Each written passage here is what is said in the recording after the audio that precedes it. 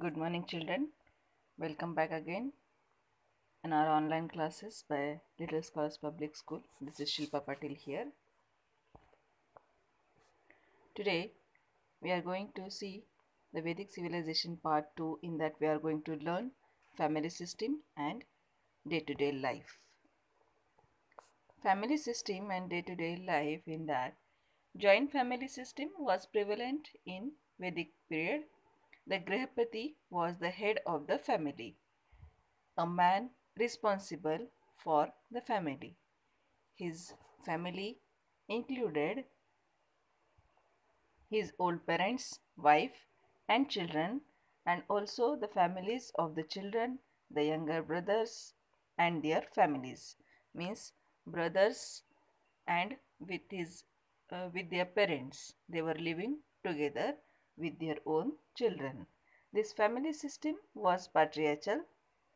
In the initial period, there are references that women scholars such as Lopamudra, Gargi, and Maitreyi in Vedic literature were there. However, slowly the restrictions on women went on increasing, and their position in the family and society became secondary. Before, in the Vedic period, women also have importance too, but later on, as the restrictions on women were increased, and the position in the family also and in the society also became secondary. Then also we have seen that the references are there that women scholars also were there in the Vedic period, like the Lopamudra, Gargi, and Maitreyi. Thus we have seen family life lived in joint families. They followed the patriarchal family, means all the children and with their parents they live together with the brothers also. And Grihapati, Griha means house, Pati means whose own house is there. That is called Grihapati, was the eldest member in the family who exercised full authority over all the members. As well as social life also we are going to see. Each village which have many joint families, head of the family Grihapati, who is a elder or eldest living male member, or his decision was the final decision. Women also have importance in the society, and men had only one wife. Women given education. Women scholars also were there, Gargi and Maitreyi, who composed Rigveda or Rigvedic hymns. Wife wife was important in religious ceremonies. Women chose husband, like the Swayamvara was there, and there were no child marriages were there. Now we are going to see about the houses. Houses during the Vedic period were earthen and wattle and earthen or wattle and daub construction.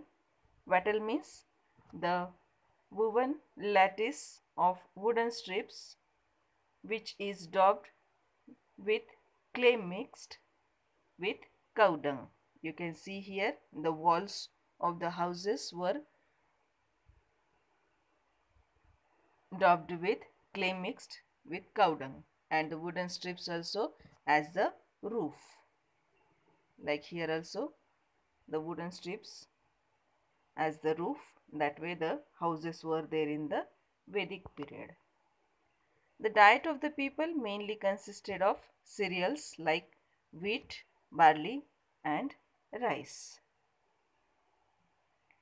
From this they made different preparations, like from rice, paka hua rice, and with the wheat, chapatis. These kinds of preparations they made with these cereals. Words like yava, godhum, vrihi, etc. can be found in the Vedic literature. Yava means barley. Here picture you can see. Godhum means wheat, and vrihi means rice. Besides that, Vedic people relished milk, yogurt, ghee, butter, and honey. These things every day in their diet, it can be seen, it had been seen. Also black gram like udad, lentil, masur, sesame means til. These also, or and meat also were also a part of their diet. People in the Vedic period used cotton and woolen garments. They also used vulcals. Vulcals means the cloth made from barks of trees. Similarly, animal skin were also used as clothing. Men and women used ornaments like this of gold, or flower garlands also, string made of beads, etc. also they used. These ornaments used by the men also and women also. A kind of pendant called nishka.